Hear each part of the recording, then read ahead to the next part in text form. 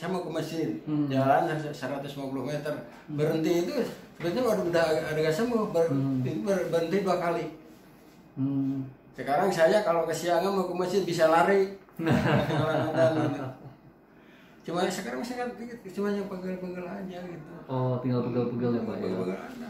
Sebetulnya kalau dokter gak usah ke sini, tapi saya bentar rindu ke sini gitu. Berapa lama dulu sakitnya Pak? Dulu sebetulnya sakitnya itu berapa ya? Sebelumnya ada berapa? Mungkin ada 5-6 bulan gitu.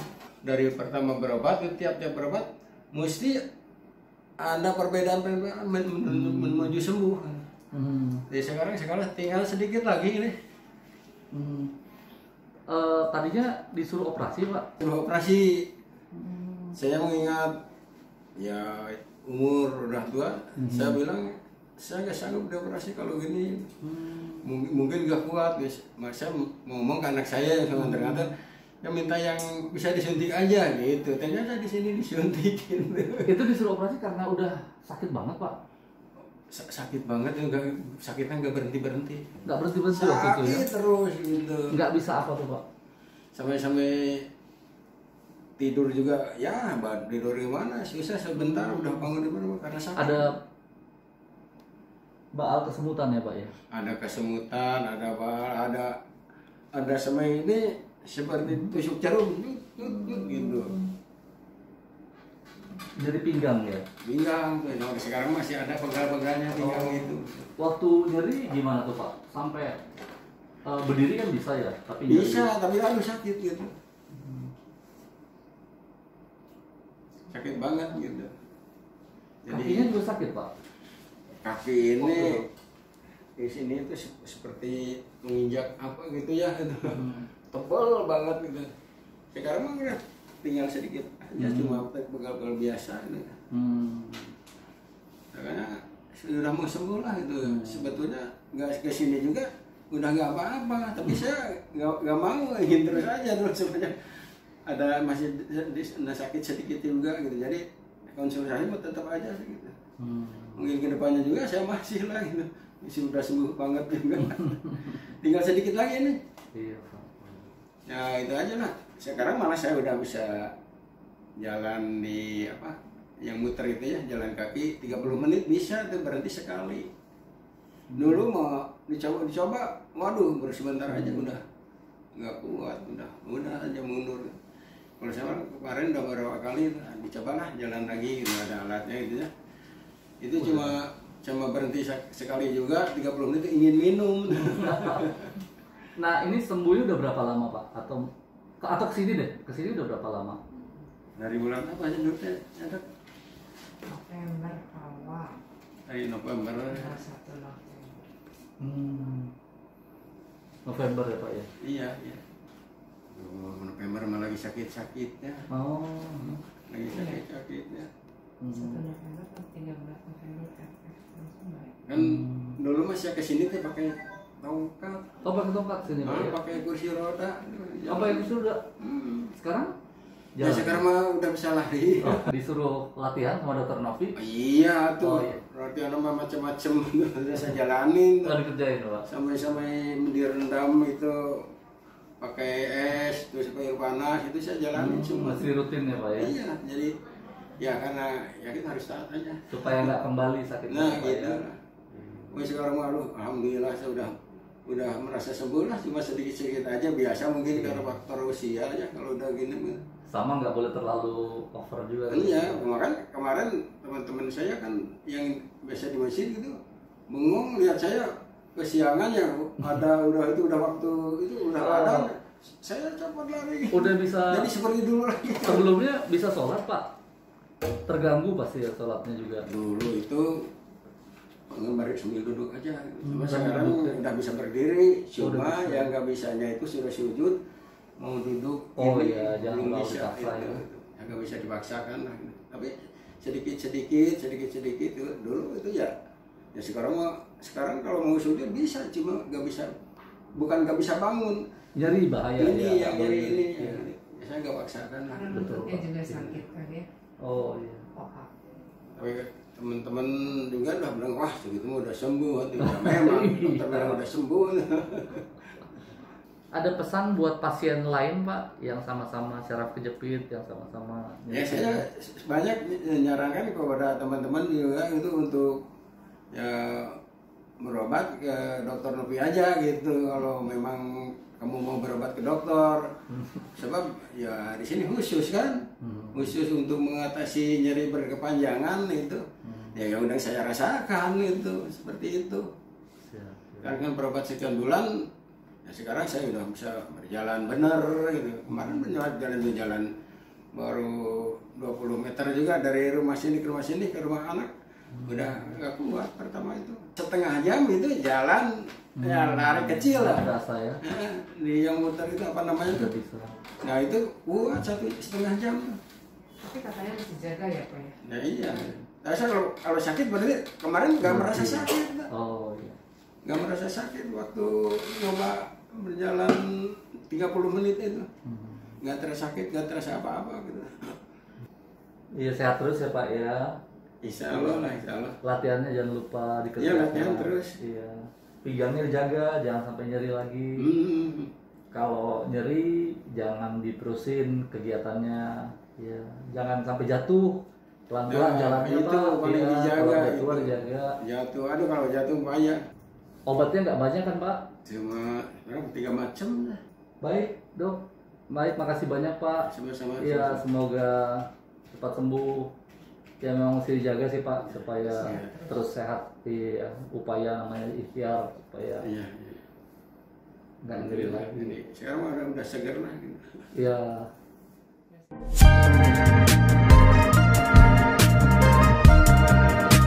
Gitu ya. Jadi yang disebut dengan sakit pinggang itu semuanya bisa bikin sakit. Tapi kalau saraf terjepit itu khas. Saraf terjepit itu sarafnya yang terjepit. Yang pada umumnya kita ketahui, yang masyarakat umum tahu itu saraf terjepit itu adalah ini, saraf ini yang terjepit. Nah, kemudian tadi nggak disinggung-singgung tentang HNP. Kita sering mendengar HNP itu sama dengan saraf kejepit. HNP itu apa sih? Tadi saya bilang bahwa bantalan tulang belakang ini gunanya untuk shock breaker kan. Nah, isinya 60% itu adalah, dia boleh lihat ke depan lagi, makasih. Isinya adalah 60% kurang lebih adalah cairan. Nah, cairan itu dengan bertambahnya usia akan menjadi berkurang. Kalau berkurang seperti saya kalau tersenyum, nih, keriput. Ini juga sama. Akan jadi keriput, akan jadi tipis. Kalau jadi tipis, maka lubangnya yang di belakang itu akan menjadi sempit sehingga bisa terjepit. Jadi, kemudian timbullah baal, kesemutan yang merupakan tanda awal dari saraf di tulang belakang yang terjepit. Nah, kalau bantalannya ini menjadi tipis aja sih, no problem. Tapi kemudian dengan berat badan, ini kan ada badan di atas, ya toh? Perhatikan, saya buka ini sekrupnya. Bisa tolong kamera ke sini? Ini saya buka sekrupnya. Tadinya kan dia kencang. Nih, ya toh? Di sini nggak ada space-nya, nggak ada jarak antara mur ini dengan tulang belakang lumbal yang pertama ini. Tapi kalau saya kendorkan, lihat, maka ada jarak, betul ya? Begitu tegak tulang belakang ini, maka akan ada jarak. Perhatikan kalau saya tidurkan tulang belakangnya, oke? Maka jarak yang tadi ada antara mur dengan tulang belakang yang pertama ini menjadi tidak ada, betul ya? Sekarang perhatikan lagi pelan-pelan ya, kalau saya tegakkan, lihat, maka jadi ada jarak lagi, betul ya? Kenapa? Karena ada gaya tarik bumi yang menyebabkan semua tulang-tulang ini akan turun ke bawah begitu tegak. Tapi kalau ditambah dengan berat badan berarti nguk ke sini tambah berat dong. Lihat, jarak antar mur ini dengan tulang belakang ditambah. Kalau saya tekan, tuh, tambah lagi kan? Itu yang terjadi kalau bantalan ini sudah tidak terlalu ngeper istilahnya, maka pada saat ditimpa dengan berat badan, 50 kilo dia akan segini. Tambah, turun. Kalau 80 kilo, tambah turun lagi. Sehingga kalau ini sudah kekurangan cairannya, kalau ditekan, kalau orang Sunda bilang akan merejel. Merejel itu keluar isinya. Nah, keluarlah ini yang merah-merah. Ini yang disebut dengan HNP.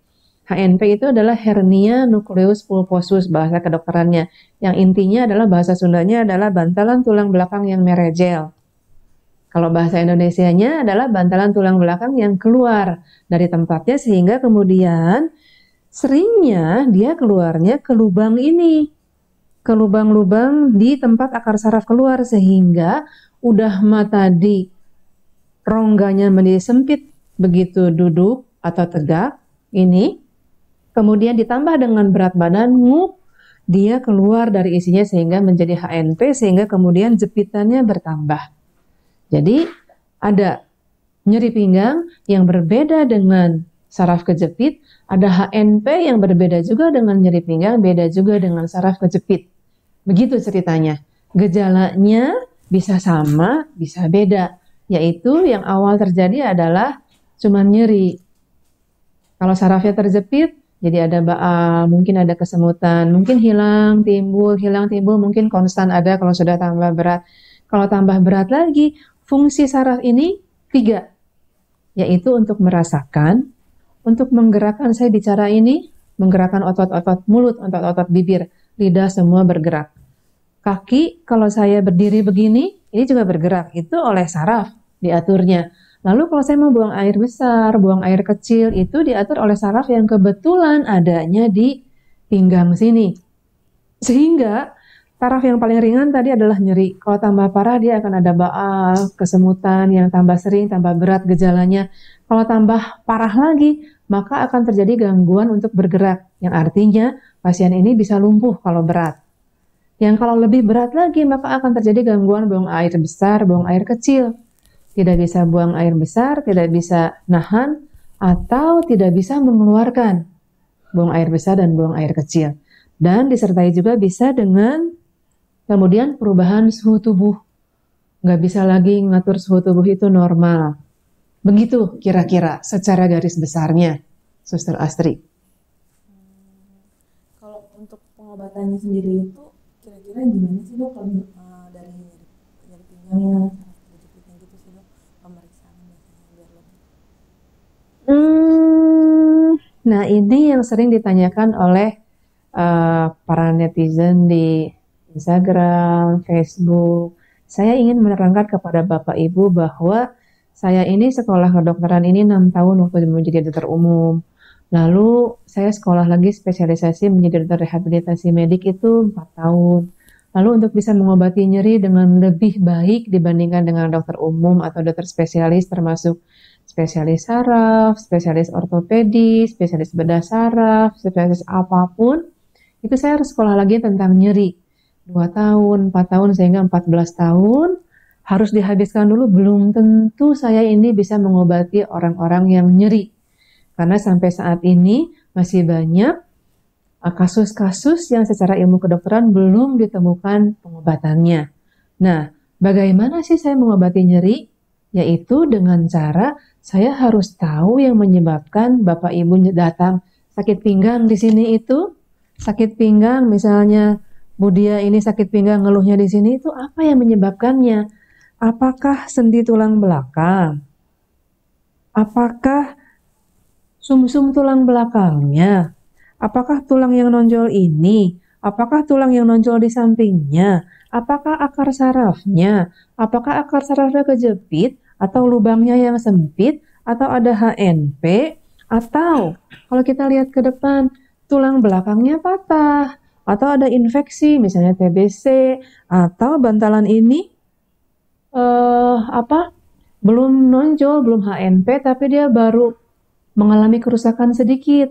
Atau kalau kita balik lagi ke sini, apakah sendi di sini antara sambungan antara panggul dengan tulang belakang yang ke ekor itu yang mengalami peradangan, atau misalnya kemudian di sini kalau kita lihat di pinggir ini adalah sambungan tulang panggul ke kaki. Di sini ada sendi yang bisa menimbulkan sakit pinggang juga. Atau kalau kita lihat di sini, bisa berdiri Bu Dia. Lihat ke sana. Nah, di sini kita lihat Bu Dia ini di bawah pinggang ini kan ada pantat nih. Pantat itu letaknya di sini. Nah, pantat kita ini besar. Bukan karena seksinya, tapi memang karena ototnya banyak. Otot-otot itu semua bisa bikin sakit. Semua otot-otot yang ada di pantat ini. Ada yang namanya piriformis syndrome dan lain-lain. Udah, makasih. Selain itu, otot yang di pinggang ini pun semua bisa menjadi sumber nyeri kalau misalnya salah urat atau kita kecapean duduk dan lain-lain. Sehingga saya dengan bekal pengetahuan saya sebagai dokter yang sekolah berbelas-belas tahun itu, saya harus nanya, ibu sakitnya gimana? Sudah berapa lama? Keluhannya apa aja? Pokoknya seperti detektif lah untuk menentukan dari sekian puluh yang bisa menimbulkan nyeri, yang bisa menyebabkan nyeri itu yang mana? Oh, ini sendi ini yang jadi masalah.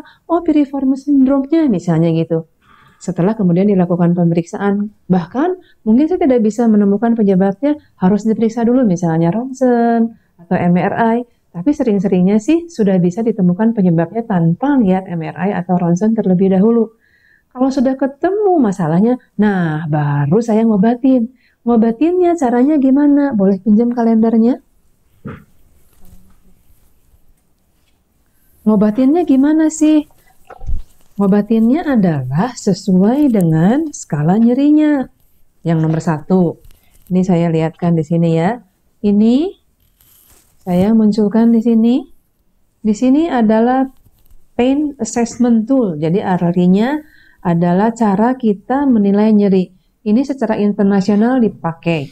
BPRC punya lisensi khusus untuk memakai gambar ini karena ini diciptakan oleh pintar yang namanya saya lupa siapa ya, Becker Wong ya, Becker Wong namanya. Kita tinggal pakai skala nyeri itu 0 sampai 10. 0 itu tidak sakit, 10 itu nyeri yang paling hebat yang ada di dunia. Nah, di antaranya itu ada skala nyeri. Saya tugasnya mengobati nyeri Bapak Ibu termasuk nyeri pinggang yang skala nyerinya 4 ke atas. Saya tidak mau mengobati nyeri Bapak Ibu yang nilainya 1, 2, 3, 1, 2, 3. Kenapa? Karena 1, 2, 3 itu bisa diobati oleh Bapak Ibu sendiri tanpa harus ke dokter. Jangan bayar dokter hanya untuk skala nyeri 1, 2, 3. Gitu. Sehingga Bapak Ibu harus tahu apa artinya 1, apa artinya 2, apa artinya 3. 1 itu ibaratnya nyerinya cuma nyut, hilang. Udah hilang. Gak usah diapa-apain, jangan takut. Kadang-kadang aja, tiap hari ya nggak apa-apa, kan udah hilang. Kalau 2, nyut lebih tajam dan lebih lama sedikit tapi hilang juga. Diapain? Udah nggak ada nyerinya. Ya, jangan jadi terus pikiran. Aduh, saya autoimun atau bukan ya, kok nyerinya terus ada sering. Udah hilang. Ya toh? Nah, kalau 3 itu adalah nyeri yang seperti angka 2 tapi dia konstan ada, continue ada. Dilihat 10 detik, kalau saya lagi berdiri ada, setengah menit masih ada. Waduh. Nah, semenit jangan ditunggu lama-lama. Ibu lihat ke sini. Ke bawahnya ini adalah anak tangga pengobatan, Bu. Anak tangga pengobatan ini juga sama. Ini berlaku internasional, bukan saya yang bikin, Bu. Saya mengobati penyakit Bapak Ibu termasuk nyeri itu harus berjenjang. Tidak ujuk-ujuk di paling atas ini ada operasi, saya suruh Ibu operasi. Kalau memang tidak operasi, sembuh, kenapa harus operasi? Apalagi bisa sembuh di level yang paling bawah. Nah, di level yang paling bawah ini tulisannya adalah non-obat. Yang kedua ini adalah obat yang ringan. Ini adalah paracetamol. Nah, pada saat Ibu skala nyerinya 3, Ibu jangan ke dokter. Ibu cepet-cepet anak tangga yang pertama. Anak tangga yang pertama itu adalah istirahat. Jadi kalau Ibu sakit pinggang nih, lagi masak, ada ya semenit, ingat saya, istirahat. Istirahat itu kalau lagi berdiri artinya coba duduk. Coba jalan, coba baring, ubah posisinya supaya nyerinya menjadi hilang. Karena dengan mengubah posisi, Ibu sudah mengistirahatkan bagian pinggang Ibu supaya tidak nyeri. Kalau sampai udah nonggeng, miring kiri, miring kanan masih sakit, nah cepet Ibu minum obatnya. Paracetamol yang Ibu boleh minum kalau Ibu tidak ada tidak ada dokter yang pernah mengatakan Ibu tidak boleh minum paracetamol karena alergi atau hal-hal lainnya. Paracetamol adalah obat yang paling aman asal Ibu memang diperkenankan untuk meminum obat tersebut. Bisa beli di warung, ya Bu ya. Jadi pada skala nyeri 3, Ibu punya 2 senjata untuk mengobati diri sendiri. Jangan ke dokter, ya Bu ya. Tapi kalau Ibu sudah pakai obat ini, sudah dibantu non obat itu bisa dihangatkan, bisa didinginkan, bisa dipijit, asal pijitnya di otot ya Bu ya, dan tidak bikin sakit, tidak boleh bikin sakit. Masih sakit 3 hari, Ibu cepet-cepet datang ke saya boleh, ke dokter yang lain juga silahkan. Karena kemudian kalau skala nyerinya sudah 4 ke atas, maka obat-obat itu akan diformulasikan sedemikian rupa. Ada obat 1, obat B, obat C, ada yang setengah dosis, ada yang full dose, ada yang triple dosisnya, atau bahkan morfin juga diberikan supaya nyerinya Ibu hilang. Nah, kalau sudah hilang, ya udah, turunkan lagi obatnya, selesai sembuh. Kalau ternyata sebulan, 2 bulan, kan banyak tuh yang sakit pinggang. Ada yang sudah 51 tahun Bu, rekor datang ke saya sakit pinggang, ternyata gampang penyebabnya. Saya lakukan apa?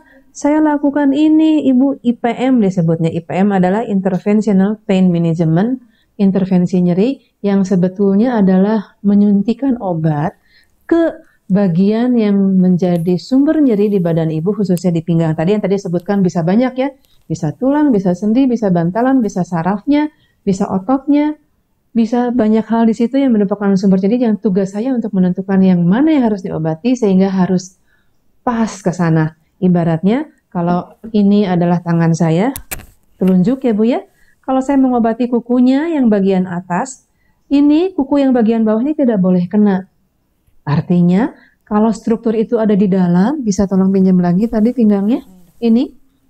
Kalau misalnya menjadi sumber nyeri adalah ini, maka saya harus bisa memasukkan jarum pas ke sini. Bagaimana caranya supaya pas, sedangkan saya bukan Superman, yang di sini ada otot besar dan banyak, bukan? Sehingga saya harus bisa melihat ke dalam, caranya bagaimana saya pakai alat bantu, untuk bisa melihat ke dalam, antara lain pakai ultrasound, pakai USG seperti mau lihat bayi gitu kan, ini laki atau perempuan, hidungnya mana sih, gitu kan. Sama, saya pakai ultrasound itu untuk melihat bahwa inilah sendi yang dimaksud, inilah akar saraf yang dimaksud, inilah sendi tulang belakang yang saya mau obati, bukan yang lain. Kalau bisa pakai USG, tidak selamanya USG yang akan dipakai. Mungkin saya perlu bantuan fluoroskopi atau siam. Itu adanya di kamar operasi. Sehingga Ibu kemudian dimasukkan ke kamar operasi, bukan untuk dioperasi, tapi supaya saya bisa pakai alat fluoroskopi atau siam tersebut untuk membantu saya melihat ke dalam, ke sini misalnya, supaya kemudian saya bisa memasukkan jarumnya pas ke sini, nggak nyasar. Sehingga kemudian obatnya menjadi sedikit. Pas hanya untuk dia saja. Sendi yang ini, tetangganya walaupun bedanya cuma 2 cm, nggak dapat, jangankan 2 cm, tadi ini cuma berapa mili juga nggak akan terobati kok. Gitu. Sehingga kemudian walaupun obatnya hanya sedikit, dengan intervensi nyeri ini, dengan IPM ini, sembuhnya bisa instan. Kenapa instan? Karena to the point, tepat sasaran, efektif kerja obatnya, langsung sembuh. Dengan catatan, asal cuman 1 itu yang diobati, nggak ada sumber nyeri yang lain, karena sering-sering ini nyeri itu nggak cuman 1, bisa sendi ini bermasalah, bisa juga plus sendi yang ini, bisa juga plus otot yang di sini atau yang lain-lainnya. Jadi bisa ada 5 bahkan 10 sumber masalah yang harus diobati. Tapi tenang, diobatinya 1-1 atau 2 atau 3 lah maksimal. Kalau betul itu menjadi yang harus diobati. Tinggal kemudian kalau 1 sudah diobati, dievaluasi ulang saat itu juga. Saat itu juga nyerinya harus hilang. Minimal 30% sisanya itu dianggap sembuh, kemudian 3 hari kemudian atau paling lama seminggu kontrol untuk dicek apakah yang tadi 10 masalah itu masih bermasalah atau tinggal 3 atau jadi 5, tapi dengan plus yang lainnya yang tadinya tidak diketemukan pada pertemuan pemeriksaan yang pertama. Gitu. Jadi step by step supaya kemudian bukan supaya Bapak Ibu sering-sering berkunjung ke saya, bukan. Karena gini, kalau ternyata penyebabnya ada 10, kemudian saya obati 1 dan sembuh semuanya, kenapa saya harus sembuh? Obati semuanya, obat masuk banyak. Badan rugi dong dapat racun, karena obat itu selalu racun. Ya toh? Kemudian belum lagi jadi bayarnya jadi lebih mahal. 1 dibanding 10 kan bayarannya beda. Gitu ya. Jadi kalau saya jahat, saya obati semuanya, dapat duitnya banyak. Tapi karena kita harus rasional, ibu harus sabar. Saya step by step mengerjakannya supaya, karena saya bukan dewa yang bisa tahu persis dari 10 gejala ini ternyata satu yang harus diobati atau 10-10-nya.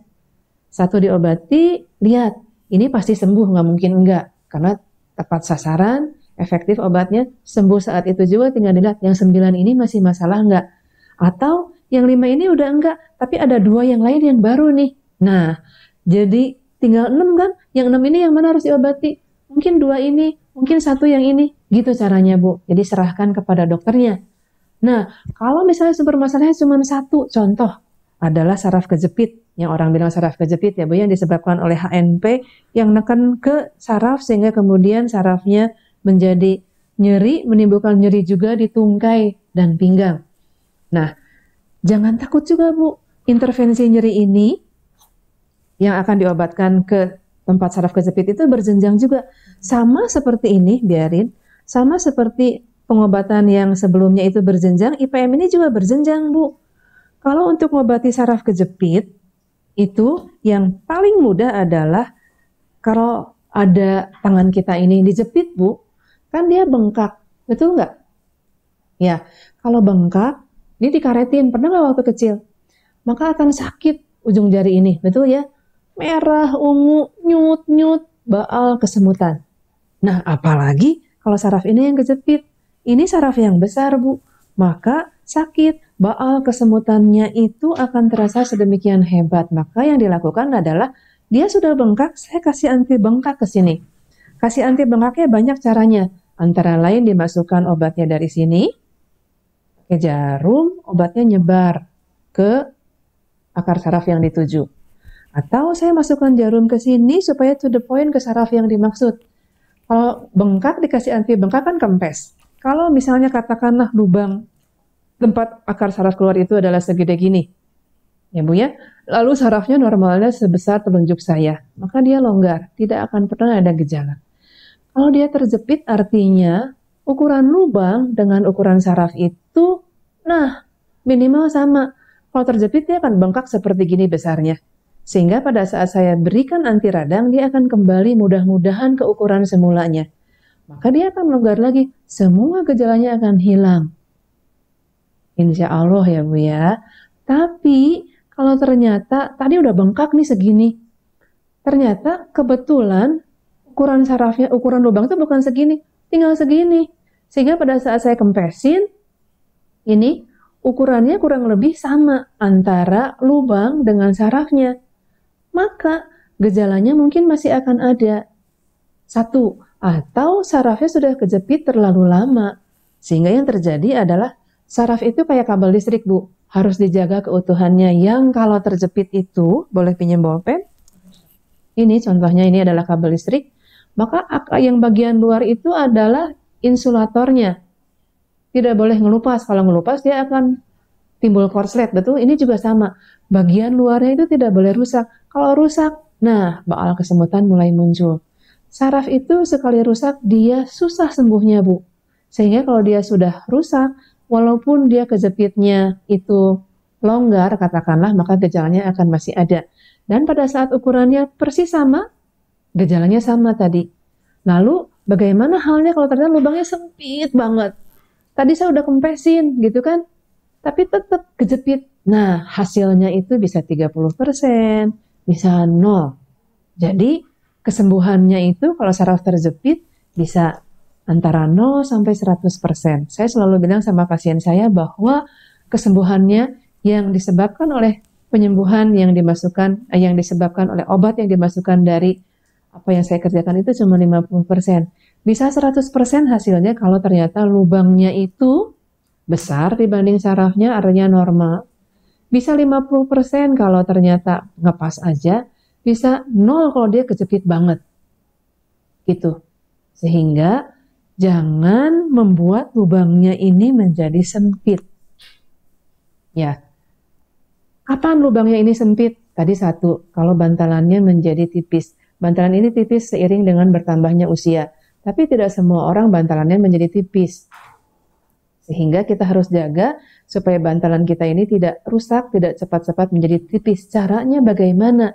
Caranya kita harus mengatur aktivitas yang tidak merusak bantalan ini. Satu, jangan sampai tabrakan. Jangan sampai jatuh yang menyebabkan bantalan ini menjadi rusak. Yang kedua, jangan angkat berat. Tadi kan saya udah lihat, Bu. Udah lihat kan ya? Ini ada space antara mur dengan tulang belakang ini. Kalau saya tidur kan tadi jaraknya menjadi tidak ada. Ya, Bu ya? Ini ya. Jaraknya menjadi tidak ada. Kalau dengan berat tulangnya sendiri pada saat saya duduk itu kemudian jadi ada jarak dengan murnya. Sekarang kalau saya beratnya 50 kilo, saya tekan kan lebih besar lagi jaraknya, boleh senternya ke sini. Kamera tolong. Oh, tunggu ya, sabar. Nah, kalau beratnya 80 kilo, tambah berat lagi yang artinya tambah sempit lagi. Sehingga kita harus jaga berat badan, jangan berat-berat. Satu, tidak boleh angkat berat. Dua, hindari angkat berat maksudnya. Yang kedua, berat badan jangan berat-berat, terutama kalau sudah ada masalah dengan bantalan dan ada masalah HNP dan saraf kejepit. Berat badan itu harus dikurangi. Lalu cara yang lain adalah kalau sudah kejadian, kalau sudah nyeri, ibu jangan, kalau misalnya berdiri sakit, coba duduk supaya beban ke tulang ini menjadi lebih ringan. Kalau masih juga ibu baring supaya bebannya menjadi loss, tidak ada. Tinggal kemudian masalahnya adalah lubangnya ini itu memang sudah sempit dari sononya atau enggak. Gitu. Jadi kita harus jaga kesehatan kita, jaga supaya kekuatan otot perut dan otot pinggang ini bagus. Karena apa? Kan kita kalau sakit pinggang mungkin ada yang diresepkan oleh dokternya korset, atau kita sendiri yang pakai korset, karena kalau pakai korset itu enak. Hati-hati. Korset itu memang enak dipakai karena kalau lagi nyeri dia akan mencengkeram badan kita sehingga nyerinya menjadi hilang atau berkurang. Tapi begitu korset itu dilepas, ini lemak-lemak semua bergelayutan, betul? Seperti ini pohon tomat. Kalau dia banyak buahnya, maka dia akan mau jatuh kan? Saya ganjel supaya dia nggak rubuh. Begitu ganjelannya dilepas, tumbang. Itu yang terjadi dengan badan kita, sehingga saya tidak pernah memberi korset lama-lama. 1 minggu itu sudah terlalu lama. Nyerinya harus saya hilangkan supaya kemudian saya bisa melatih kekuatan otot-otot perut dan pinggangnya supaya pada saat diperlukan dia kokoh dan cukup kuat sehingga nyeri yang terjadi tidak terlalu dirasakan menyakitkan. Gitu caranya. Jadi kalau ngomongin terapi tergantung dari skala nyerinya. Ini tergantung dari sudah berapa lama dialami, karena kalau sudah lebih dari 3 bulan biasanya nyerinya lebih sulit diatasi, samalah sakit apapun. Sakit tipes seminggu dengan sebulan ya beda diobatinya, ya toh. TBC yang baru seminggu ketahuan dengan yang udah setahun baru ketahuan, waduh, repot ngobatinya, sehingga nyeri juga sama. Jangan lama-lama. Tadi kalau untuk ibu 3 hari maksimal ibu menangani nyeri sendiri di angka 1-3, ibu harus cepat ke dokter. Atau kalau nyerinya tiba-tiba tambah hebat, ibu cepat-cepat ke dokter juga. Kalau sudah ke dokter nggak baik-baik, sebulan katakanlah, ibu harus mikir, ibu harus cari second opinion. Tapi jangan baru sebentar, berobat udah pindah-pindah dokter juga nggak akan baik-baik. Tapi kalau sudah sebulan, ibu tinggal nanya, dok, ini ada alternatif pengobatan yang lain nggak? Apakah saya bisa sembuh lebih cepat nggak? Dan sekarang kan internet bisa diakses dengan cepat ya Bu ya. Tapi sayangnya kemudian juga bahwa semua orang, baik dokter maupun non-dokter bisa menulis seenak perutnya kasarnya. Ya toh, kalau dokter yang berkompeten untuk menulis itu silakan ibu baca, silakan ibu turuti. Tapi kalau yang pembuatan A, B, C nggak jelas juntrungannya, janganlah.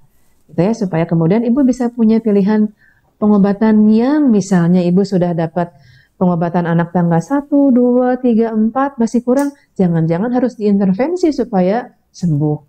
Gitu. Atau kalau semua usaha intervensi ini, tadi saya mau bilang sebetulnya bahwa intervensi tadi itu ada tingkatannya. Yang paling ringan itu kan kalau untuk saraf kejepit itu dari sini diobatinya. Kalau mau setingkat lebih ribet, kalau pakai tindakan yang di sini tidak sembuh, saya masukkan obatnya langsung to the point. Tapi kalau masih kurang, saya lakukan radiofrekuensi di sini. Yang ketiga. Yang keempat, mungkin kalau penyebabnya adalah bantalan, mungkin saya akan lakukan PLDD, percutaneous laser disc decompression, yang artinya ini yang nonjol ini dikurangi tekanannya dengan cara memakai laser. Atau saya memakai disektomi, jadi bagian yang rusak di bantalan ini dengan alat bantu endoskopi dibuang, gitu. Atau pakai spinal cord stimulator, itu mahal, 1 M harganya. Tapi kalau ibu mau, ayo. Kalau memang step-stepnya itu sudah dilalui, sudah harus dioperasi tapi belum mau dioperasi, nah saya masih bisa usahakan untuk lakukan IPM. Mudah-mudahan ada hasil, tapi dengan catatan kalau tidak ada hasilnya, ibu cepat-cepat operasi, saya kasih surat rujukannya. Jadi ada saatnya pasien datang pertama itu telat, harus cepat operasi. Yang menentukan siapa? Yaitu dokternya. Tuh. Ya Bu ya? Oh ya, hari ini kita kedatangan pasien kita, tamu kita spesial, namanya Bu Nanda. Beliau dari Padang. Sebelumnya beliau juga sama, dia ada keluhan nyeri daerah punggungnya, tapi karena rajin untuk konsultasi online, karena berhalangan waktu untuk datang ke Bandung, step by step disembuhkan oleh Dr. Novi lewat pemeriksaan video call online-nya. Terus akhirnya hari ini beliau berkesempatan untuk hadir di klinik Bandung Pen Rehab Center. Selamat sore Bu Nanda. Sore Bu Nanda. Gimana nih Bu Nanda sekarang keluhannya terkait nyeri? Jadi pinggangnya aja. Alhamdulillah untuk nyeri pinggang sudah baikan, karena sebelumnya nggak bisa kesini ya dok ya, kita COVID. online aja karena COVID, jadi berbulan-bulan udah nggak bisa diapain, kita bergantung dengan dokter. Nah pada kesempatan ini saya udah bisa kesini, langsung ditangani oleh Dokter Novi. Nah itu dilakukan juga dengan training ya dok, yang lain. Alhamdulillah sekarang udah bisa, pinggangnya udah lurus lagi, udah enak lagi, bisa duduk lama lagi. Alhamdulillah. Tapi ngomong-ngomong, dulu waktu di Ibu Nanda ini dari Padang. Waktu dulu sakit pinggang itu posisi di Padang ya? Ya di Padang. Waktu itu kita konsultasi online aja ya? Sembuh ya? Iya, waktu itu konsultasi online dibantu dengan obat-obatan ya dok ya. Nah, bisa cerita gimana tuh konsultasi online? Oh ya, konsultasi online itu kita kan daftar dulu ya ke BPRC, kita daftar dulu, nanti kita dijadwalkan sama suster kapan bisa kita konsultasi online. Nah, konsultasi online ini kita video call sama dokternya. Nah, nanti kita coba yang mana yang sakit, yang bagian mana yang sakit, ditanya oleh dokter, kita pegang atau kita lakukan atau bagaimana, atau pengadah, atau di yang mana yang sakit bagian mana. Nah, di situ ditanya oleh Dokter Novi. Itu baru Dokter Novi bisa mengatakan, bagian ini yang sakit dok, gak bisa begini dok, gak bisa begini. Nah, di situ baru dikasih resep obat-obatan yang bisa kita minum. Disuntik? Di ini di Padang nggak bisa. Tapi alhamdulillah waktu itu sembuh ya dengan obat-obat biasa. Nah ini contohnya. Jadi pakai obat-obat biasa ternyata sembuh, ya sudah. Tapi dikasih latihan nggak sama saya? Dikasih latihan gerakan ruku, ada kayak begini, pinggangnya kayak ruku juga, macam-macam. Terus di tangan ke atas juga, yang merasa masih berasa sakit atau enggak. Terus diturunin lagi, terus ke atas lagi. Nah, di situ dikasih latihan sama dokter. Nah, kita cobakan yang mana yang sakit. Nah, latihan yang setelah sembuh itu dikerjakan? Dikerjakan lagi. Nah, bisa cerita nggak kenapa itu harus latihan? Kalau kita tidak latihan itu akan kaku lagi, akan bagaimana ya. Kalau kita latihan berarti kan pinggangnya ada latihannya, jadi enak buat bergerak lagi. Kalau nggak enak, badannya nggak enak juga kalau nggak latihan. Nah, kenapa sih saya sengaja, kebetulan Bu Nandanya lagi ada, dimintakan untuk ikut memberikan info lah kepada Bapak Ibu sekalian, karena ini adalah real case-nya, penderitanya. Kalau sesama penderita bercerita tentunya akan lebih kena daripada kalau dokternya bilang, gerakannya simple, capek-capek, ngabisin waktu gitu kan. Sehari harus berapa kali sih dikerjainnya? Kalau saya sehari yang jelas itu bangun tidur, yang paling jelas itu bangun tidur. Itu kalau lama duduk saya lakukan lagi dok, sesering mungkin saya bisa. Misalnya kalau lagi bekerja akan ada kelelahan di tubuh, saya lakukan lagi. Mantap sekali Bu Nana. Jadi yang tadi saya bilang, kalau otot-otot di perut, di pinggang ini saya latih, maka dia akan fleksibel. Tadi ada bahasanya Bu Nanda bahwa menjadi tidak kaku, itu artinya lebih fleksibel. Kemudian tidak sakit, ya toh. Dan pada saat sakit itu lebih mampu menangani nyeri daripada kalau otot-otot ini tidak kuat. Kalau pakai korset Bu, ini otot-ototnya akan lemah karena badan kita bergantung pada korset. Gitu. Sehingga kemudian ini harus dikuatkan dengan cara latihan plus dibuat lebih fleksibel supaya seperti Bu Nanda ini. Ya namanya orang nanti akan sakit lagi misalnya karena kita hilaf lah, nggak istirahat pada harusnya istirahat. Ya udah, tinggal lihat skala nyerinya berapa, handle sendiri. Dulu kalau tidak bisa dihandle, nah kayak Bu Nanda, video call, voice call, konsultasi online. Kalau memang masih bisa, nggak bisa nih datang. Ini tapi untuk masalah yang lain. Bu Nanda ini katanya autoimun ya. Gitu ceritanya. Jadi saya yang jadi moderator. Kalau untuk konsultasi online-nya sendiri itu di Instagram BPRC itu udah ada ya di highlight-nya buat dari cara pendaftarannya itu bagaimana. Terus Tunggu, jangan diapa-apain.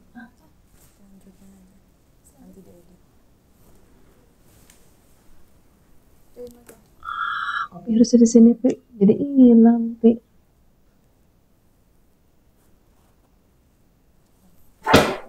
Harusnya tadi di save dulu. Iya. Tunggu lain kali panggil yang berwenang. kalau untuk konsultasi online-nya tuh tadi udah ada ya di Instagram, bisa dilihat di highlight-nya juga udah terpampang cara konsultasi online-nya itu gimana sih. Terus apa aja yang harus dilakukan untuk pendaftaran konsultasi online. Pertamanya tuh bisa hubungin call center dari Bandung Penta Center dengan nomor 081 2148 188. Itu dicek dulu aja nanti buat nanyain caranya, prosedurnya gimana kalau misalnya memang udah. Kalau misalnya memang udah bersedia, dan itu nanti kita bakalan kasih jadwalnya untuk jam berapa akan kami telepon, dan ibaratnya langsung bakalan ditelepon sama dokter Novi. Pemeriksaannya juga bakalan diarahkan dengan beliau, misalnya untuk ditentukan coba yang sakit dari mana, saya pinggang. Nanti dokter Novi ataupun perawat-perawat di sini akan kayak ngasih arahan, terus ibunya bilang kalau habis dari sakit nanti bisa langsung dijadwalkan dokter Novi untuk buat pengesehatannya. Ini udah minta request. Untuk konsultasi online tersebut jadwalnya sama dengan jadwal klinik dari Senin sampai Jumat dari jam 8 pagi sampai jam 6 sore. Untuk kalau misalnya obatnya gimana sih Sus, kan konsultasi online kan jauh, untuk obatnya bakalan dikirim dari Bandung, dimanapun alamatnya pasti kita bakalan kirim. Terus juga nanti bakalan dihubungin langsung sama pihak apoteknya. Terkait keluhannya tadi kayak Bu Nanda bilang kan banyak susah jauh dari Lampung, dari Padang, dari mana aja, pokoknya dari Surabaya itu banyak banget. Terus silahkan aja kalau misalnya kan karena lagi COVID kayak gini berhalangan hadir pasti kan. Terus bisa juga kok untuk sementara sebelum datang ke Bandung kita untuk konsultasi online dulu. Kalau memang sekiranya memang perlu ditangani khusus, pasti dokter Novi juga akan ya udah datang aja ke Bandung biar saya langsung periksakan, biar saya langsung tindak langsung misalnya emang harus ada yang perlu tindakan seperti itu. Kira ada yang mau disampaikan lagi Bu Nanda buat pada dia mumpung. Cara mencegahnya mungkin ya. Cara mencegahnya tadi sih udah saya sampaikan sekilas. Jadi kita harus jaga badan kita ini supaya tetap sehat, tetap fit secara keseluruhan ya. Tapi khususnya untuk saraf kejepit berarti jangan sampai terjadi saraf kejepit. Yang penyebabnya itu paling sering adalah tadi bantalannya menjadi rusak. Rusaknya bantalan itu paling sering karena trauma. Jadi jangan sampai tabrakan, jangan sampai angkat berat melebihi kemampuan badan kita. Kemudian kita olahraga ya hanya untuk kesehatan aja lah. Jangan terlalu banyak high impact. Karena high impact itu artinya dia akan duk sehingga bantalan ini terus menerus kena tumpukan sehingga dia daya elastisitasnya lama-lama akan menjadi berkurang. Kemudian tadi kalau tabrakan dan lain-lain itu kadang-kadang akan menyebabkan ini tulangnya itu patah sehingga lubangnya menjadi sempit, lubang di tulang belakangnya, atau tulang belakangnya geser. Ini kalau geser, saya lihatkan ke sini tadi ya. Kalau tulang belakangnya geser, perhatikan nih, saya kendorkan ya. Kalau tulang belakangnya geser, maka ini tuh lubangnya akan menjadi lebih sempit atau ke belakang gesernya gitu. Jadi harus dihindari trauma-trauma, kecelakaan-kecelakaan pada tulang belakang. Dan kemudian harus dijaga fleksibilitas dan kekuatan otot-otot di perut dan di pinggang. Begitu. Selain faktor umur yang ya namanya juga umur kita nggak bisa hindari, tapi jangan sampai menua sebelum waktunya. Gitu kan? Saya umur 17, jangan sampai kelihatan seperti umur 50 misalnya gitu kalau wajah. Ini juga sama, ini onderdil loh. Tidak kelihatan tapi manfaatnya luar biasa. Kalau misalnya kuli-kuli pelabuhan, petani yang kerjanya berat, bantalannya ini sering lebih cepat rusaknya karena mereka bekerja berat. Nah, kalau yang tidak bekerja berat, ya atuh orang Sunda bilang mah peperiheun gitu kan. Mumpung saya mah nggak usah kerja berat seperti kuli-kuli pelabuhan, jangan sampai kita melakukan olahraga yang membuat dia hancur atau rusak sebelum waktunya. Gitu. Ada lagi? Yang ada yang mau nanya mungkin bisa cantumin ya langsung di kolom komentarnya. Ada yang nanya di Instagram? Dia nanti kalau misalnya pas waktunya tanya jawab udah ada banyak pertanyaan. Di Facebook atau di Zoom? Kalau ada yang mau bertanya boleh bisa lewat Instagram, lewat Facebook, lewat DM ataupun lewat WA, nanti akan disampaikan dengan Dokter Novi. Terus yang mau daftar untuk ke klinik, caranya gimana, buat yang berhalangan kayak jauh di luar kota, di luar Bandung itu bisa. Kita ada konsultasi online tuh, caranya gimana itu ada di highlight Instagram Bandung PMK Center. Itu tinggal hubungin call centernya aja. Nanti kalau misalnya udah dikasih tahu prosedurnya, bakalan langsung dikasih jadwal yang tersedianya tadi, langsung akan ditelepon oleh Dokter Novi, bisa via voice call, via video call juga bisa. Terus terkait obat-obatannya misalnya jauh itu juga bakal dikirim langsung dari Dokter Novi. Misalnya nanti ada apa ataupun kayak ada keluhannya muncul ataupun apa, bisa dihubungin ke obatnya yang khusus konsultasi online misalnya nggak cocok atau apa ataupun apa, bisa dicat aja Yesus kayak nggak cocok ini. Terus kita bakalan terus. Ada yang nanya dari Meli Rayani, katanya dok, apakah Piriformis syndrome itu bisa sembuh? Juga carpal tunnel syndrome itu? Oh, semua penyakit otot, tulang, saraf itu sampai derajat tertentu bisa sembuh. Jangan telat. Piriformis syndrome itu adalah peradangan di otot, salah satu otot yang ada di pantat. Nah, kebetulan di bawah atau di dalam otot ini, ototnya di sini. Dia keluarnya dari tulang belakang, kemudian nempel di pangkal tulang paha. Jadi dia begini kurang lebih. Nah, di bawahnya itu ada saraf, namanya saraf ischiadicus, yang kalau piriformis itu menekan karena tebal, karena meradang menekan nervus ischiadicus, maka gejalanya akan ada baal kesemutan. Nah, kalau saraf ischiadicus itu sudah rusak karena terjepit oleh otot piriformis yang meradang itu terlalu lama, mungkin gejalanya akan bersisa. Mungkin ya, mungkin bisa 100%, jadi jangan lama-lama. Termasuk carpal tunnel syndrome, jadi semua yang melibatkan saraf, ada saraf yang terjepit di dalamnya, hati-hati. Contoh, kalau carpal tunnel syndrome itu akan menyebabkan ini, baal kesemutan di 3,5 jari ini, jempol, telunjuk, jari tengah, dan jari manis. Kalau ternyata kemudian dia sudah ada ini, otot-otot jempolnya ini sudah kentop, orang Sunda bilang sudah kisut, sudah mengecil, maka itu tandanya penjepitannya sudah berat, harus dioperasi.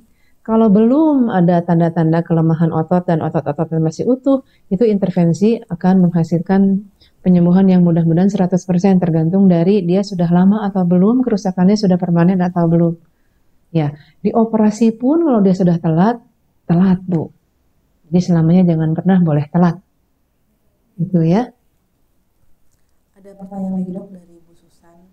Dok, kalau anak yang sudah operasi skoliosis curve S dengan fusion tulang antara T sekian sampai L sekian, apakah berarti tidak akan mengalami saraf kejepit di ruas tulang belakang yang sudah jadi satu karena sudah terfusi? Pelan-pelan. Anak operasi skoliosis, fusi tulang antara T sekian sampai L sekian. Oh, tenang Bu. Dokter bedah saraf itu pinter. Semua dokter pinter sih termasuk saya. Hehehe. Nah, ini semua juga yang di sini pinter, Bapak Ibu juga pinter kok. Makanya ikut nonton kan, pengen tambah pinter kan? Saya tidak perlu jadi koki untuk saya bisa makan enak. Ibu tidak perlu jadi dokter untuk bisa menangani nyeri ibu, betul? Tinggal nanya, masing-masing itu punya pekerjaannya masing-masing. Nah, dokter bedah saraf juga pinter Bu. Kalau dia bikin fusi, artinya dia satukan itu tulang-tulang belakang. Dia tahu persis bahwa di antara tulang belakang itu ada saraf yang lewat. Jadi jangan, nah jadi gini. Jadi saya bilang bahwa saya ini sekolah kedokteran 14 tahun, bisa sampai kayak begini. Nah, kalau saya kemudian bukan dokter, buka Google atau dengar dokter bikin fusi, otak saya itu akan mikir, oh itu disatukan, apa jadinya dengan akar saraf ini ya Bu ya? Nah, Ibu tinggal nanya sama dokter sarafnya, tapi kalau saya sih udah ngerti kok. Saya sebagai dokter, walaupun saya bukan dokter bedah saraf, saya akan tahu bahwa ini akar saraf itu harus di-preserve, artinya harus dibiarkan utuh, supaya dia tetap bisa mempersarafi pinggang, perut, jeroannya, termasuk kaki ini dengan baik. Gitu Bu. Ya, saraf kejepit nanti tinggal tanyakan itu, nanti saya salah jawab, tapi yang jelas sepertinya dia akan mengusahakan sebaik-baiknya supaya apa yang dikerjakan itu tidak menimbulkan masalah yang baru. Gitu ya. Saya lupa tadi ada pasien yang mau menyampaikan pesan-pesan di Zoom, sudah dikontak belum? Lagi nonton? Coba barangkali bisa di Zoom. Ibu siapa tuh? Kasihan tadi sudah janji-janji. Bu Astri lupa ya. Ibu dia.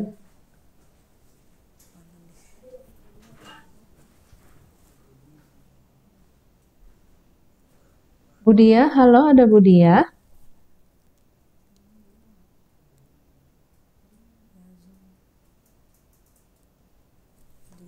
Oke, sambil nunggu kita lihat ada pertanyaan lain kah?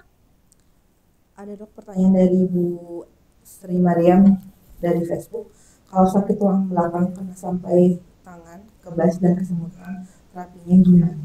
Nah, terapinya tadi Bu, terapinya seperti ini. Kembali ya Bu ya, tergantung dari berat ringannya nyeri, tergantung dari berat ringannya baal kesemutan, plus sudah berapa lama dialaminya, plus kemudian ibu sudah mendapatkan pengobatan apa saja, plus sebetulnya saya sudah harus periksa lagi. Kalau ibu datang ke saya akan periksa ulang dari A sampai Z untuk bisa menentukan saya mau memberikan apa terkait dengan apa yang saya temukan di ibu, yang artinya ibu penyakitnya apa sih sebetulnya, apakah saraf kejepit, apakah saya di bantalan, apakah saya di sendi tulang belakang sebetulnya walaupun itu letaknya di leher dan lain-lain. Intinya pengobatannya adalah dari lantai yang paling bawah, anak tangga yang paling bawah, kedua, ketiga, keempat, atau mungkin intervensi nyeri, atau mungkin ibu harus operasi. Saya nggak bisa ngomong saat ini. Ibu harus saya periksa dulu, baru saya bisa memberikan pendapat yang tepat untuk ibu. Ya Bu ya, silakan datang ke saya di Bandung Pain and Rehab Center. Saya praktek sementara di Bandung Pain and Rehab Center. Di Advent saat ini saya belum ke rumah sakit lagi terkait COVID, jadi silakan datang ke BPRC Bandung Pain Rehab Center. Oke? Oke, nggak apa-apa, lanjutkan lagi.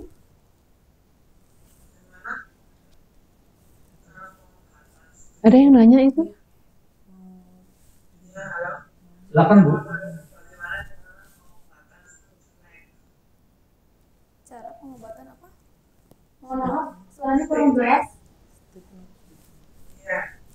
Bu, Ibu siapa? Maaf, Bu. Bisa perkenalkan dulu, Bu?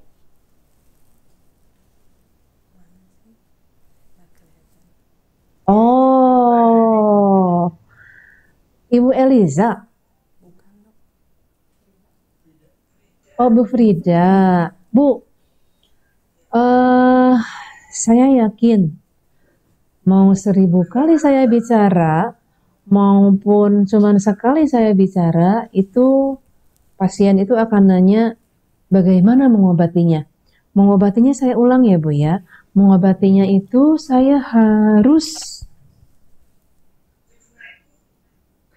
stiff neck, saraf kejepit, patah tulang, sakit pinggang, sakit punggung, sakit bahu, sakit tangan, semuanya itu harus saya periksa dulu.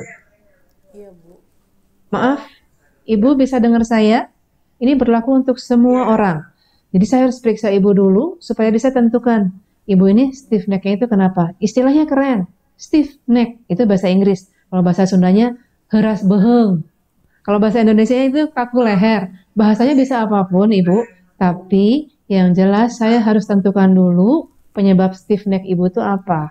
Apakah ototnya yang di leher, ataukah tulang belakangnya ada masalah, atau bantalan tulang belakang Ibu ada masalah, atau masalah otot di punggung, dan lain-lain. Yang artinya Ibu harus diperiksa oleh saya. Ya, kalau pengobatannya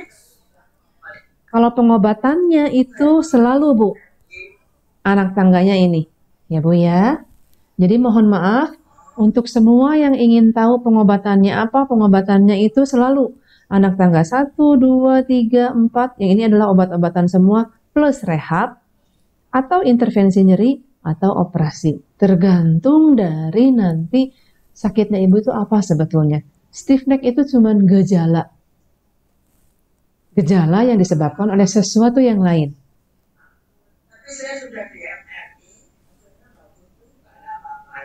Belum tentu Bu, nanti silakan datang, karena hasil MRI bagus belum tentu sebetulnya tidak ada masalah di tulang belakang Ibu. Sebaliknya, kalaupun ada masalah di MRI-nya, belum tentu ibunya bermasalah sesuai dengan MRI-nya. Gitu ya Bu ya? Oke, jelas ya Bu ya? Terima kasih untuk pertanyaannya Bu.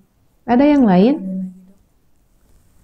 Dok, saya ingin bertanya, ayah saya didiagnosa cervical myelopathy. Bisa keras sedikit, Suster Astri? Dan usia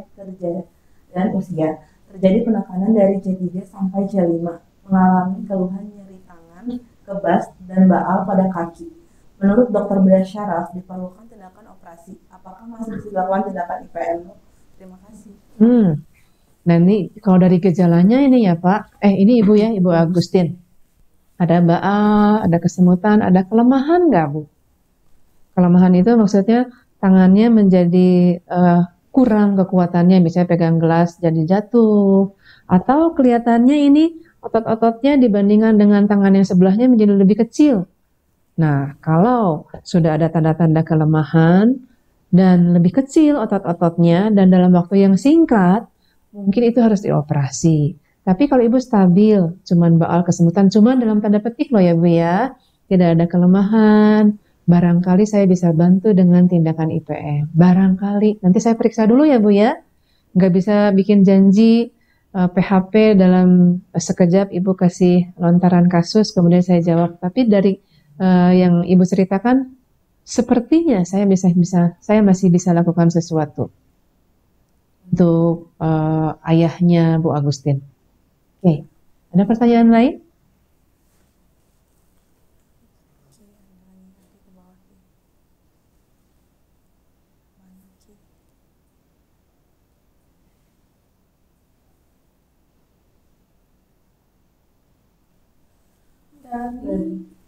Iya, Bu Dia.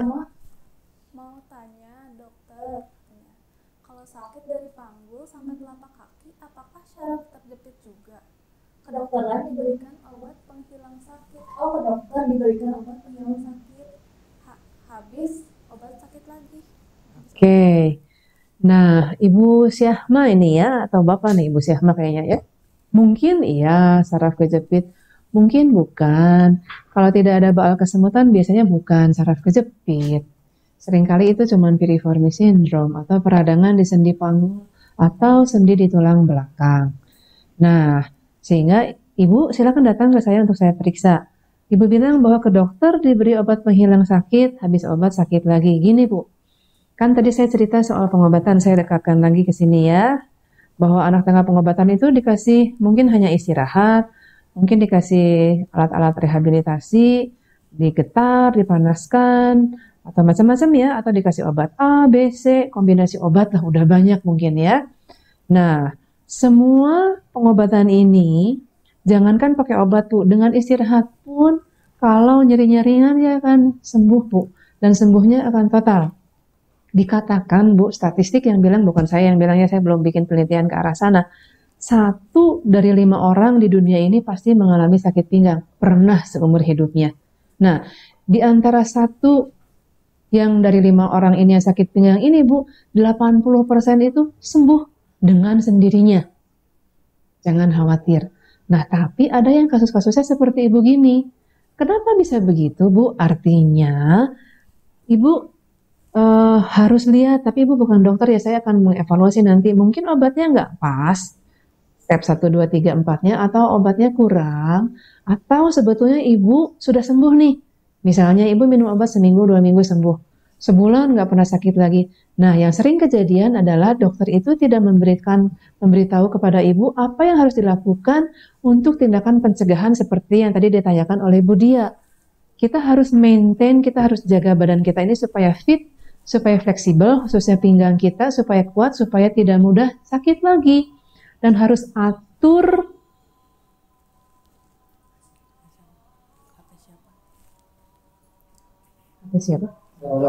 dan harus atur aktivitas supaya pada saat terjadi nyeri, Ibu harus tahu tadi, skala nyeri 1, 2 itu nggak apa-apa, no problem. Tapi kalau skala nyerinya 3, nah Ibu harus istirahat supaya hilang sakitnya.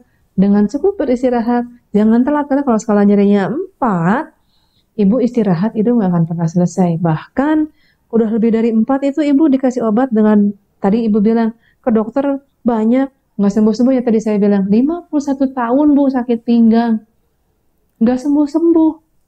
Ke saya sekali jos, sekali IPM sembuh. Kenapa? Penyakitnya kebetulan cuma 1 Bu. Dan kemudian saya kasih latihan, Bapaknya kontrol selalu oke. Nah, kenapa bisa begitu Bu? Ibaratnya gini, kalau Ibu dikasih obat minum, misalnya saya nggak mau menyebutin obatnya A, 200 mg ya Bu ya, itu penghilang sakit. 200 mg itu kalau diminumkan masuk ke perut, betul ya? Nah, masuk ke perut, di usus halus itu akan diserap oleh pembuluh darah, akan diedarkan ke seluruh tubuh rata. Mata, hidung, kuku, pinggang itu macam-macam juga semua dapat, gigi, kuku kaki, jempol kaki, lutut, semua dapat. Sehingga kalau badan kita ini ada 200 bagian, 200 mg obat itu akan dibagikan ke 100 bagian tubuh, sehingga masing-masing cuma dapat 2 mg. Betul ya Bu ya? Kalau ternyata penyakitnya itu, nyerinya itu parah Bu, 2 mg itu nggak cukup. Selain tadi mungkin Ibu tidak diberi latihan untuk menguatkan badan Ibu ya. Nah, pada saat saya lakukan IPM Bu yang ini, yang tulisannya merah ini, maka yang saya masukkan kalau saya pakai steroid macam-macam ya Ibu, bukan steroid saja. Bisa proloterapi, bisa PRP, platelet rich plasma, atau ozon, atau radiofrekuensi, dan lain-lain yang gunanya untuk menyembuhkan Ibu. Contoh soal kalau saya pakai steroid, kalau penyakitnya itu piriformis syndrome lah. Ya Bu ya, karena saya yakin ini bukan saraf kejepit. Ke otot piriformis itu saya masukin obat steroid itu cuma 30 mg Bu. 30 mg yang kalau Nanda minum nih, Nanda ini dapat steroid banyak. Sehari itu bisa 15, sebelumnya pernah dapat berapa dari dokter? 20 mg.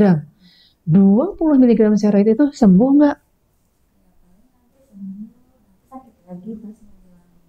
Tapi itu harus diminum rutin kan? Sebulan, 2 bulan, 3 bulan, bayangin. 20 mg kali sebulan itu berarti kali 30 hari. Berarti sudah 600 mg steroid. gimana nggak bulat wajahnya kayak gini? Kan efek samping steroid mungkin Bapak Ibu sudah dengar. Moon face, mukanya bulat, keropos tulang dan lain-lain. Ya saya masukkan, kalau piriformis itu di sini cuma 30 mg, tapi dia tepat sasaran, asal betul tepat diagnosisnya, dia akan sembuh total saat itu juga.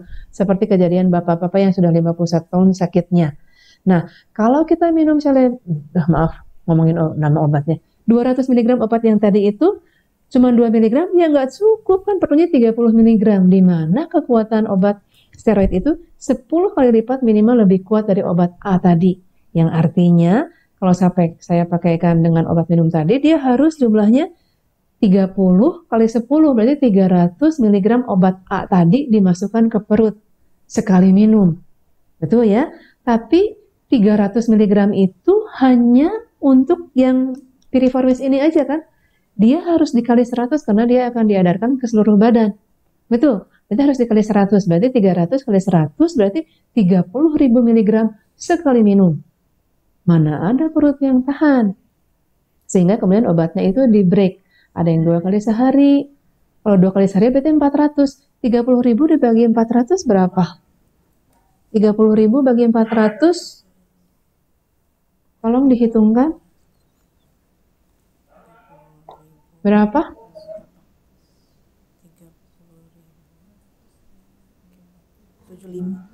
Berapa? 75 hari baru baik. Tapi kan tiap hari diminumnya. Butuhnya sekarang, bukan besok, bukan 75 hari lagi. 75 hari itu berarti kan 2 bulan. Yang mana tahan? Kalau masak mah orang Sunda bilang cawerang. Teka itu, teka dia. Nggak ada rasanya. Kurang asin, kurang garam. Nah, itu yang kejadiannya. Jadi mungkin kalau minum obat minum, kalau memang perlu intervensi, saatnya perlu intervensi, tidak diintervensi, dia akan terus 2 bulan, 3 bulan, 10 bulan, 51 tahun tidak baik-baik. Tapi kalau dia sudah baik seperti Ibu Syarma ini, kemudian kalau tidak dijaga, dia bisa sakit lagi dong. Sama seperti COVID nih. Ya toh, kita ini semua nggak pakai masker. Gitu kan? Tapi ini saya kenal baik semua orang-orangnya. Nah, Ibu jangan tidur di rumah, pakai masker walaupun berkerumun, gitu kan? Nah, Bu, Pak, kalau misalnya Ibu itu minum minum obat 75 hari nggak baik-baik, Ibu harus mikir, mungkin harus diintervensi, cari saya boleh. Tapi kalau Ibu sudah baik, Ibu COVID nih, gitu kan? Ibu tidak jaga diri, bisa kena COVID lagi nggak? Bisa. Ibu sakit pinggang, udah sembuh nih, diobatin sama dokternya. Saya yakin dokter itu pinter, Bu. Ibu udah sembuh. Tapi Ibu nggak jaga. Kebetulan dokter itu pun tidak ngasih tahu Ibu mungkin bagaimana harus jaga pinggangnya supaya tidak pernah sakit lagi. Gitu ya, Bu ya. Jadi tidak ada obat yang sifatnya adalah untuk pencegahan. Kalau udah sembuh ya sembuh saat ini. Kalau Ibu diintervensi sama saya saat ini nih, udah sembuh. Saya selalu bilang, Bu, tekan kontrak ya, Ibu baik. Begitu keluar dari pintu ini, itu urusan Ibu. Saya sudah kasih tahu yang harus dikerjakan, yang tidak boleh dikerjakan apa aja. Gitu, karena nyeri itu bisa berulang kalau tidak dijaga. Oke, mudah-mudahan cukup jelas ya Bu ya. Untuk sesi webinar hari ini,